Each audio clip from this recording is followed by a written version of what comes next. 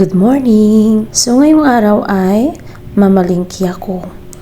Pero hindi ko na kayo isama, kaya aalis na ako. Andito na ako, kaya abangan nyo kung anong mga binibili ko. So bago ko ipakita sa inyo, ay linisan ko muna. So meron akong kalabasa. So nagbili din ako ng dahon ng sibuyas para sa kinilaw. Pipino.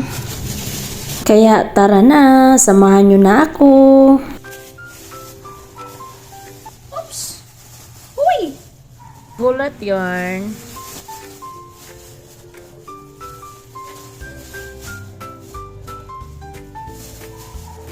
Ito na po. Meron tayong chicken, pork, gulay, tahong, tamban na isda, daing na bangus, pork chop, pang fish fillet, at buong bangus. So, kailangan natin ilagay sa freezer.